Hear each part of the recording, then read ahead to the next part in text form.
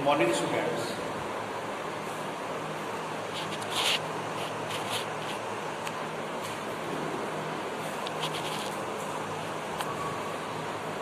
बेटा आज का टॉपिक है आपका टॉर्सोलिस थ्योरम ऑफ इन्फ्लुएंस, यानी कि टॉर्सोली की प्रमेय और बहिस्राव वेग। टॉर्सोली की प्रमेय या बहिस्राव वेग।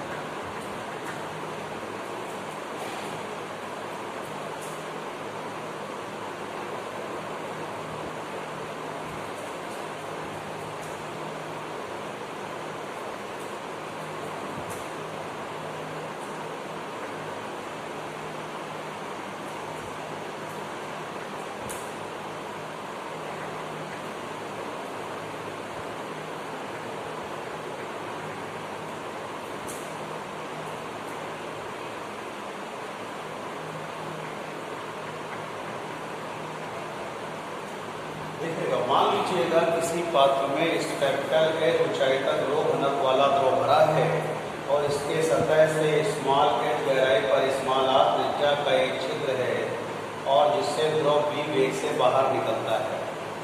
We consider a vessel filled by a liquid of density rho and a hole of radius small r as depth from its surface, and V velocity liquid adjust with velocity v.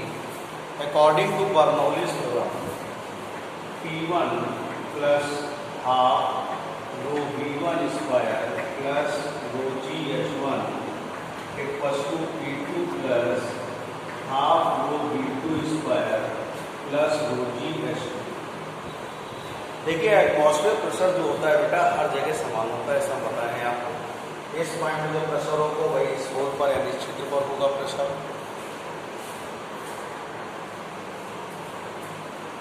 P plus initial velocity यहाँ पर u है, 0 का square plus रो g into capital H plus P plus half rho v square plus रो g into capital H minus small h। बेटा atmospheric pressure जो आपका surface पे होगा वही होल यानी क्षेत्र पर होगा, और यहाँ वेलोसिटी 0, यहाँ वेलोसिटी v है। ये टोटल हाइट h है और ये हाइट कितना है, capital H minus small h। बेटा P2 भी कैंसिल हो गया, रो gh इक्वल टू हो गया half rho v square plus रो gh minus rho g small h। रो gh से रो gh कैंसिल हो गया, ये आ गया 0 equal to half rho v square minus rho gh। तो half rho v square equal to rho gh, rho to rho cancel, v square equal to 2gh, v equal to under root क्या होगा 2gh। यही आपका बहिस्राव वेग है, इसी को टॉर्सोली की प्रमेय भी कहते हैं। बहिस्राव वेग उस वेग के बराबर होता है जो कि द्रव सतह से छिद्र तक गिरने में प्राप्त करता है। बहिस्राव वेग उस वेग के बराबर होता है जो कि द्रव सतह से छिद्र तक गिरने में प्राप्त करता है।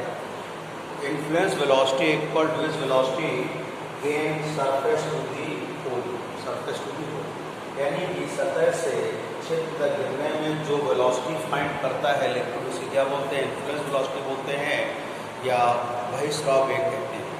और v इक्वल होता है अंडर रूट 2gh होता है।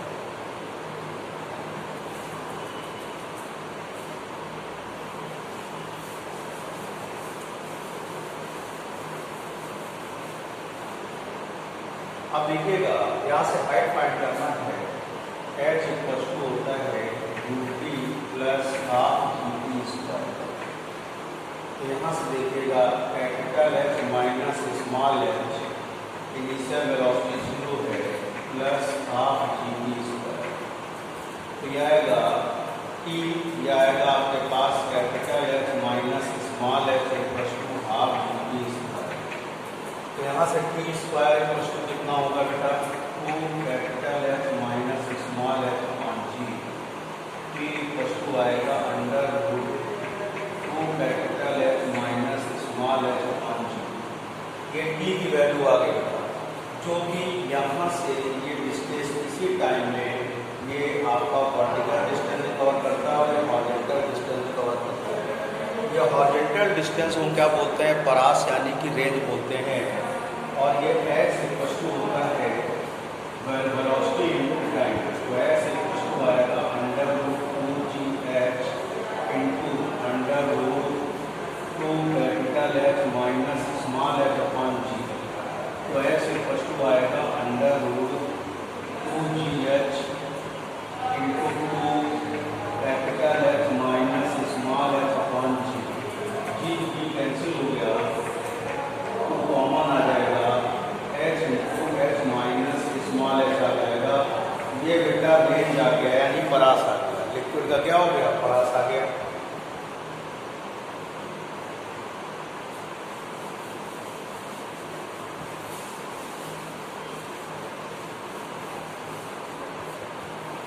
अब कंडीशन देखिएगा,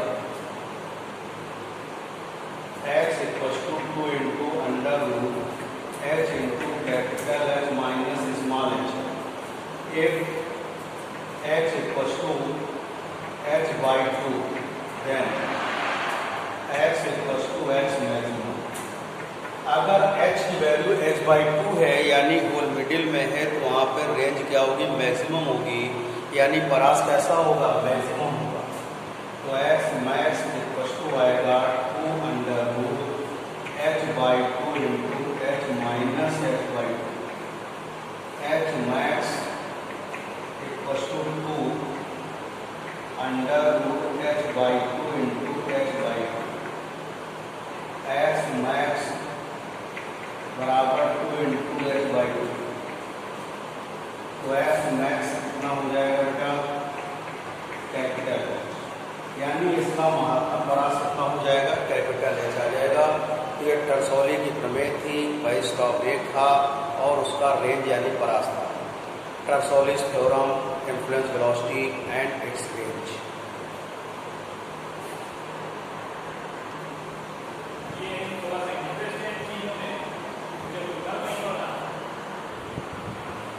देखिए बेटा, नेक्स्ट टॉपिक है आपका ससंजक बल और असंजक बल, cohesive force and adhesive force. Cohesive force क्या होता है बेटा, यानी ससंजक बल क्या होता है, एक ही पदार्थ के अणुओं के बीच जो बल कार्य करता है उसे हम ससंजक बल कहते हैं।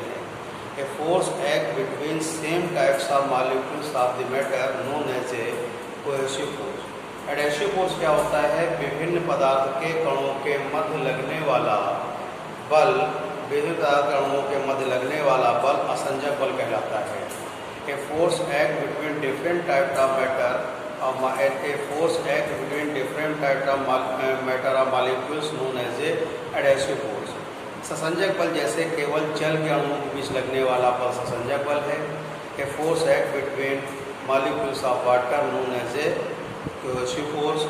एंड कांच और जल के अणुओं के बीच जो बल लगता है वो असंजक बल होता है, यानी force act between molecules of water and glass known as a adhesive force. अब देखिए सरफेस टेंशन क्या होता है, यानी पृष्ठ तनाव क्या होता है।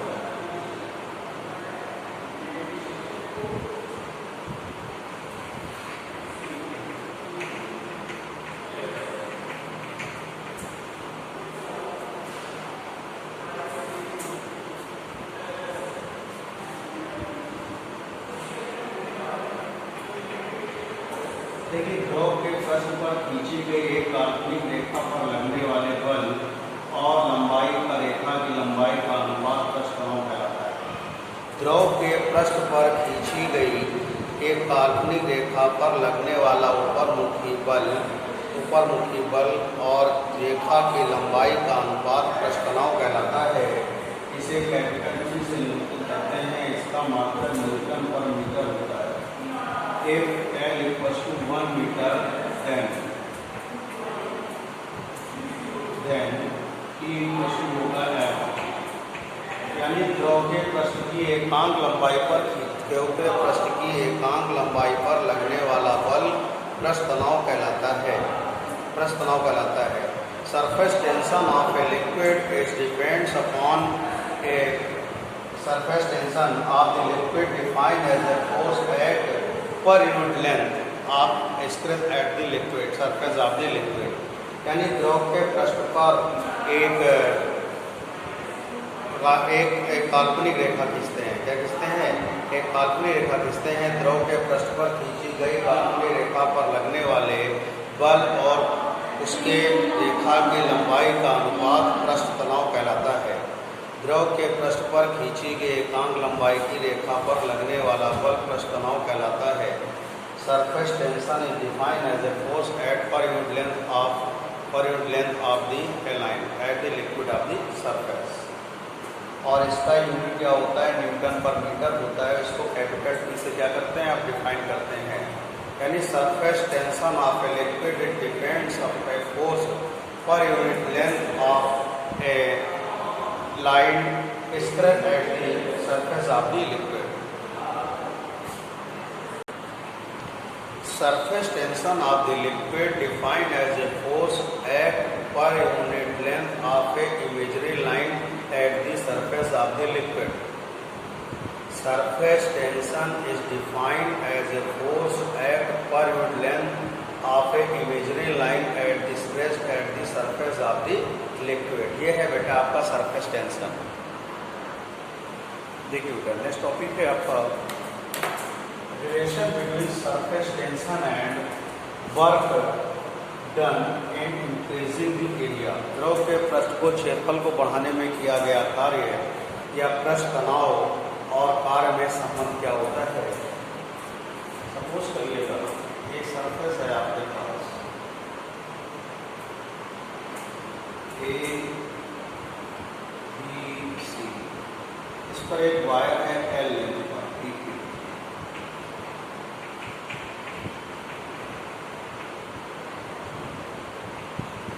और इस पे फोर्स इस तरह लगा है और इसको हमने एरिया को इस तरह लिया P', ये इसको हमने डेल्टा एच डिस्टेंस तक क्या किया? डिस्टेंस। मान लीजिए ये शेप है और ये एक फिल्म बनी हुई है, लिक्विड फिल्म की एक पीसी ये वायर है। इस पर एक वायर PQ है, L लेंथ का है, जो इस पर विदाउट फ्रिक्शन स्लाइड कर सकता है। अब इसके सरफेस को इंक्रीज करने के लिए, बढ़ाने के लिए जब हम इसको इस डायरेक्शन में लेंगे तो हमें इंटरनल फोर्स के सरफेस टेंशन पे जो फोर्स लग रहा है उसके अपोजिट डायरेक्शन में वर्क करना पड़ेगा। और वर्क क्या होता है बेटा? W होता है फोर्स इनटू क्या होता है? फोर्स इनटू डिस्प्लेसमेंट यानी डेल्टा एक्स होता है। अब लिखिएगा यहाँ से T F अपॉन क्या होगा? 2L। तो यहाँ से F होगा T इंटू 2L। तो यहाँ से W आएगा T into 2L into delta x. ये हो जाएगा delta x. W 2 into delta x. तो ये वर्क डन है। तो यहाँ से T आएगा W अपॉन डेल्टा के। डेल्टा के 1 metre square then T W। Surface tension defined as a work done increasing the unit area of the surface. यानी कि पृष्ठ किसी द्रव के पृष्ठ के क्षेत्रफल में डेल्टा एकांक वृद्धि करने पर जो कार्य किया जाता है वो पृष्ठ तनाव भी क्या होता है? बराबर होता है। एक चीज ध्यान रखिएगा यहाँ पर न्यूमेरिकल के लिए भी, हर तरीके के लिए भी, कि अगर कोई द्रव का लिक्विड तो कोई सरफेस है, उसके दोनों साइड माध्यम क्या है? सेम है।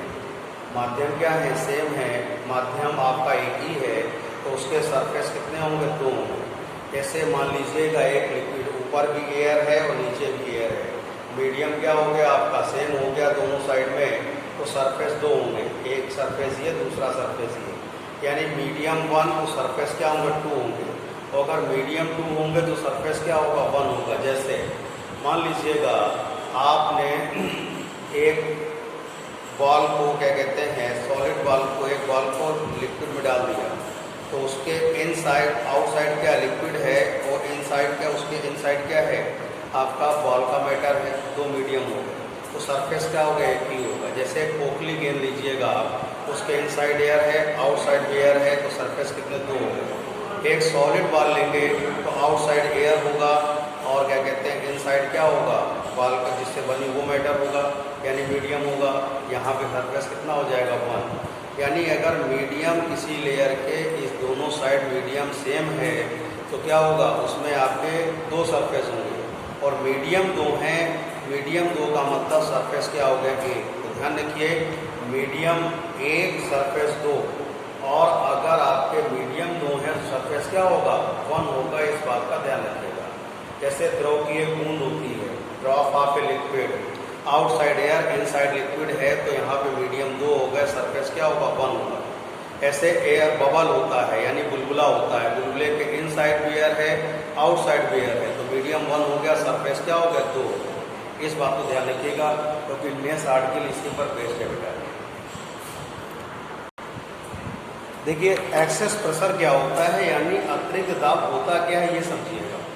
एक्सेस प्रेशर क्या होता है, पृष्ठ तनाव के कारण द्रव जो होता है, द्रव का क्षेत्रफल, द्रव का जो होता है वो एक न्यूनतम क्षेत्रफल रखने का प्रयास करता है।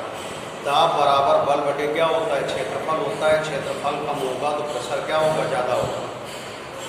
Due to surface tension a surface acquired the minimum area due to which pressure is increase, यानी कि आपका कोई बुलबुला है या बूंद है, उसका एरिया क्या होगा, कम होगा, तो इनसाइड जो प्रेशर होगा आउटसाइड प्रेशर से ऑलवेज क्या होगा, ग्रेटर देन होगा। तो इनसाइड और आउटसाइड का जो प्रेशर डिफरेंस होता है उसे जो बोलते हैं एक्सेस प्रेशर बोलते हैं, यानी कि अतिरिक्त दाब बोलते हैं। द्रव की बूंद के अंदर का दाब बाह्य दाब से हमेशा अधिक होता है, इन दोनों का अंतर ही अतिरिक्त दाब कहलाता है। The difference between pressure, excess pressure defined as a pressure difference between inside the drop or bubble and outside the drop or bubble, यानी इनसाइड प्रेशर और आउटसाइड प्रेशर का डिफरेंस क्या होता है, एक्सेस प्रेशर होता है। तो पहले हम देखेंगे यहाँ पर बूंद के अंदर अतिरिक्त दाब, यानी कि excess pressure inside of drop.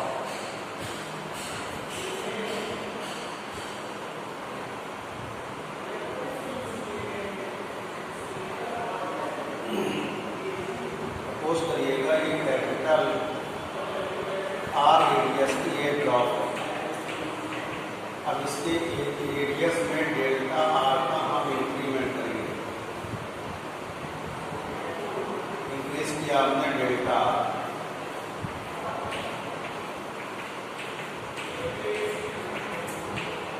ये हो गया डेल्टा, यानी आर प्लस क्या हो गया, डेल्टा।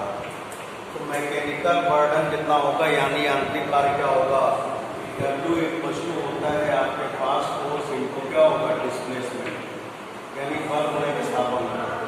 आपको मालूम है P बराबर होता है F अपान K होता है।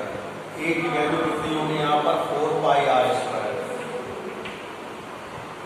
P F इक्वल आएगा P into 4 pi R square, W equal P into 4 pi R square into क्या होगा, डेल्टा आर होगा। Equation number 1। अब चेंज इन एरिया निकालेंगे, यानी कि क्षेत्रफल में परिवर्तन क्या होगा, फाइनल माइनस इनिशियल, यानी अंतिम क्षेत्रफल माइनस प्रारंभिक क्षेत्रफल, 4 pi R plus delta R का whole square minus 4 pi R square.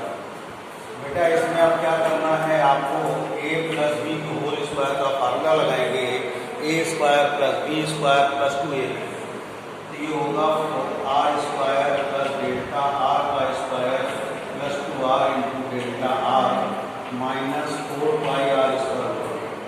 अब देखिए डेल्टा ए इक्वल क्या होगा, बेटा डेल्टा आर बहुत ही मिनिमम क्वांटिटी है, इसीलिए डेल्टा आर की वैल्यू क्या करेंगे, आप निग्लेक्ट कर देंगे। 4 pi R square into R square plus 2r into delta R minus 4 pi R square. तो डेल्टा ए इक्वल होगा 4 pi R square plus 8 pi R into delta R. Minus 4πr²।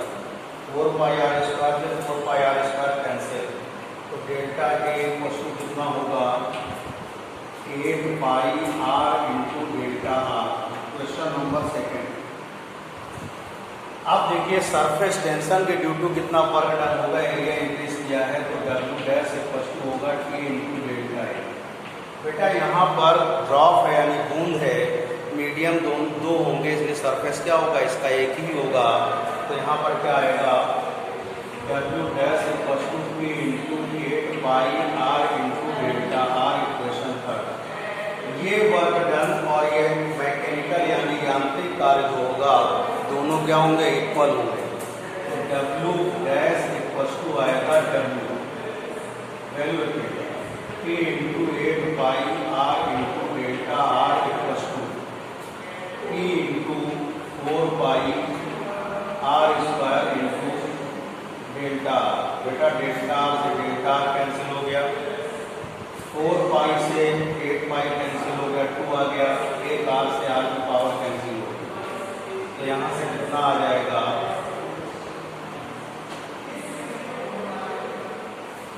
ये आ जाएगा आपके पास 2t equal to P into R. P equal to आ गया 2t upon capital R, तो ये आ गया आपके पास बूंद के अंदर अतिरिक्त दाब यानी कि excess pressure in A drop. Excess pressure in A drop एक बार फिर समझेंगे। सभी consider a drop of radius capital R increasing its radius delta R work mechanical work done given है। मान लीजिए कैपिटल आर त्रिज्या की एक द्रव की बूंद है, जब इसकी त्रिज्या में डेल्टा आर की वृद्धि करते हैं तो यांत्रिक कार्य होगा W equal to P into delta R. तो P की वैल्यू यहाँ से निकालेंगे F अपॉन एरिया से, तो W की वैल्यू ये आ जाएगी। अब चेंज इन एरिया निकालेंगे यानी कि एरिया में चेंज निकालेंगे, A2 माइनस कितना होगा A2 माइनस A1 यानी final area minus initial area.